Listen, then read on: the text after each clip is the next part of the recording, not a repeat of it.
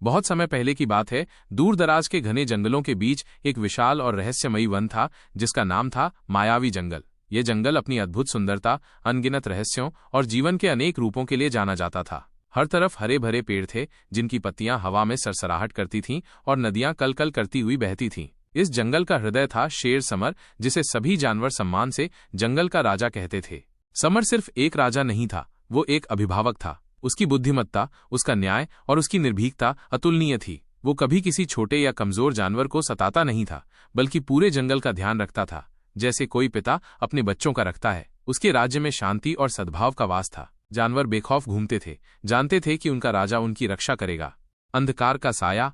मगर समय के साथ इस पवित्र जंगल पर एक अजीब साया पड़ने लगा। धीरे धीरे पेड़ों की हरियाली सूखने लगी, उनकी शाखाएं निर्जीव सी दिखने लगीं। नदियां, जो कभी जीवन का प्रतीक थीं, पतली धाराओं में सिमटने लगीं और उनका पानी सूखने लगा। जंगल में एक अजीब सी खामोशी छा गई, जो पहले कभी नहीं थी। जानवरों के चेहरों पर खुशी की जगह डर और चिंता ने ले ली। वे फुसफुसाते थे कि जंगल के उत्तरी कोने में कोई अंधकारमय शक्ति जागृत हो चुकी है, जो उनके प्रिय जंगल को निगलने पर आमादा है। उसी समय पास के एक छोटे से गांव में एक वीर और साहसी युवक रहता था, जिसका नाम था अर्जुन। अर्जुन बचपन से ही जंगल से गहरा जुड़ा हुआ था। उसे पशु पक्षियों से अथाह प्रेम था। वो घंटों उनके साथ खेलता, उनके लिए दाने पानी रखता और जब कोई जानवर बीमार पड़ता तो उसकी सेवा करता। जंगल उसके लिए सिर्फ पेड़ों और जानवरों का समूह नहीं था, बल्कि एक जीवित, सांस लेता हुआ प्राणी था, जिससे उसकी आत्मा जुड़ी थी। जब उसे जंगल की बिगड़ती स्थिति के बारे में पता चला तो उसका दिल दुख से भर गया। उसकी आंखों में जंगल के लिए एक गहरी चिंता झलक रही थी। अगर जंगल नहीं रहेगा तो न हम रहेंगे, न पशु, न पक्षी, अर्जुन ने अपनी आत्मा से कहा। उसकी आवाज में एक दर्द था, एक संकल्प था। वो जानता था कि उसे कुछ करना होगा। ये सिर्फ जंगल को बचाना नहीं था, बल्कि अपनी आत्मा के एक हिस्से को बचाना था। वो निश्चय कर चुका था, उसे मायावी जंगल जाना ही था, चाहे कुछ भी हो। एक अनूठी दोस्ती।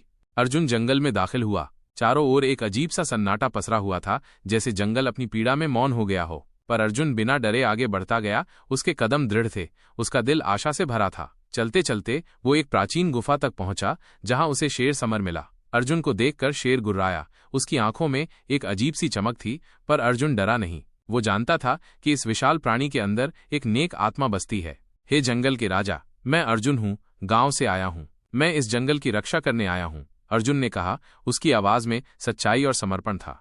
शेर समर को अर्जुन की आंखों में एक अनोखी सच्चाई दिखी। उसे लगा जैसे ये मानव उसके लिए एक उम्मीद की किरण लेकर आया है। उसने अपनी दहाड़ धीमी की और कहा, बहादुर मानव, मैं जानता हूं कि इस जंगल में अब अंधकार छा रहा है। हमें मिलकर कुछ करना होगा, इससे पहले कि बहुत देर हो जाए। इस प्रकार शेर और मनुष्य की एक अनोखी जोड़ी बन गई, एक जो शारीरिक बल का प्रतीक था और दूसरा मानवीय साहस और करुणा का। दोनों ने मिलकर जंगल को बचाने का बीड़ा उठाया। यह सिर्फ एक युद्ध नहीं था, बल्कि प्रकृति और मानवता के बीच एक पवित्र बंधन की शुरुआत थी। काल भैरव का उदय। जंगल के उत्तरी छोर पर एक प्राचीन मंदिर के नीचे एक शापित शक्ति जाग गई थी, काल भैरव। वो एक दुष्ट आत्मा था जो सदियों पहले इस जंगल पर राज करना चाहता था, लेकिन किसी महान संत ने उसे 1000 वर्षों तक बांध दिया था। उसकी कैद ने जंगल को शांति दी थी, पर हाल की घटनाओं, पेड़ों का सूखना और नदियों का मुरझाना ने उसकी बेड़ियों को तोड़ दिया था। अब काल भैरव जंगल में डर और विनाश फैलाने लगा था। उसकी उपस्थिति से जंगल का हर कोना भयभीत था। शेर समर और अर्जुन को जल्द ही पता चला कि काल भैरव को हराने के लिए केवल शारीरिक शक्ति पर्याप्त नहीं होगी। उन्हें शुद्धता, एकता और अदम्य साहस की जरूरत होगी। यह एक ऐसा युद्ध था जहां हथियारों से ज्यादा विश्वास की जरूरत थी। अर्जुन ने गांव के लोगों को बुलाया। उसके आह्वान पर बूढ़े, जवान, स्त्री, पुरुष सभी उसके साथ खड़े हो गए। समर ने जंगल के जानवरों को एकत्र किया। बंदर, हाथी, हिरण, मोर, सभी जानवर जो कभी काल भैरव के भय में जीते थे, अब अपने राजा और अर्जुन के नेतृत्व में तैयार थे। अर्जुन ने सभी को संगठित किया। हम मनुष्य और जानवर भले ही अलग दिखते हों, उसने कहा। उसकी आवाज में एक जोशीला आह्वान था, परंतु हमारी आत्मा एक है, प्रकृति से जुड़ी। हमें एक साथ खड़े होना होगा। अर्जुन ने शेर समर के साथ मिलकर एक योजना बनाई। काल भैरव को उसकी शक्ति से वंचित करना होगा। यह तभी संभव होगा जब सभी जीव एक साथ मिलकर एक प्राचीन मंत्र का उच्चारण करेंगे, जिसे जंगल की देवी ने कभी बनाया था, वसुंधरा रक्षति रक्षितः। जो पृथ्वी की रक्षा करता है, पृथ्वी उसकी रक्षा करती है। महायुद्ध और विजय।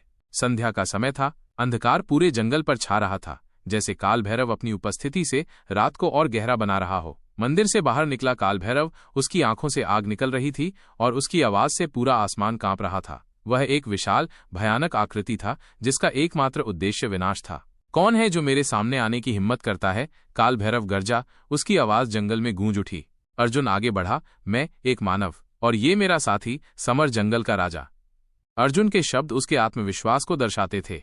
समर ने गरजते हुए कहा, जंगल तेरा नहीं, ये प्रकृति का है, तू यहां से चला जा। उसकी दहाड़ काल भैरव के अहंकार को चुनौती दे रही थी। काल भैरव ने जादू का प्रहार किया। एक भयानक ऊर्जा का गोला अर्जुन की ओर आया, पर अर्जुन ने अपनी ढाल से उसे रोका। यह सिर्फ एक शुरुआत थी। सभी जानवरों ने मिलकर युद्ध किया। हाथियों ने अपनी पूरी शक्ति से मंदिर की दीवारें गिराईं।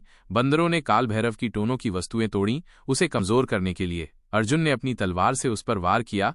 हर वार विश्वास और संकल्प से भरा था। और तभी समर ने सभी को मंत्र उच्चारण का संकेत दिया। वसुंधरा रक्षति रक्षितः। पूरा जंगल इस पवित्र मंत्र से गूंज उठा। मनुष्य और जानवर, बच्चे और बूढ़े, सबने मिलकर अपनी पूरी आत्मा से इस मंत्र का उच्चारण किया। जैसे ही मंत्र की ध्वनि हवा में गूंजी, काल भैरव की शक्ति कमजोर होने लगी। उसकी चीखें आसमान में गूंजी। वो अपनी शक्ति खो रहा था और अंततः वो मिट्टी में विलीन हो गया, जैसे कभी था ही नहीं। नवजीवन और अटूट बंधन।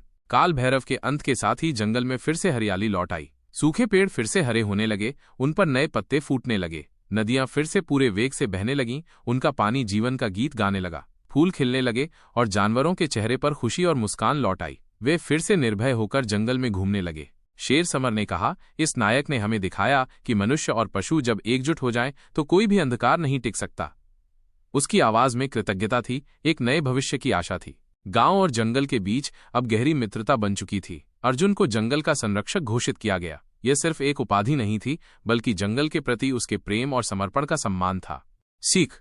इस कहानी से हमें यह सीखने को मिलता है कि साहस और सच्चाई से कोई भी अंधकार मिटाया जा सकता है। चाहे कितनी भी बड़ी चुनौती क्यों न हो, अगर हम निडरता और ईमानदारी से उसका सामना करें तो हम उसे पार कर सकते हैं। मनुष्य और प्रकृति का रिश्ता बहुत गहरा है। अगर हम उसकी रक्षा करें तो वो भी हमें बचाती है। प्रकृति सिर्फ हमारे उपभोग के लिए नहीं है, बल्कि ये हमारा जीवन है। उसका संरक्षण हमारा कर्तव्य है। एकता में असीम शक्ति होती है। जब विभिन्न जीव और मनुष्य एक साथ मिलकर एक लक्ष्य के लिए काम करते हैं तो कोई भी बाधा उन्हें रोक नहीं सकती।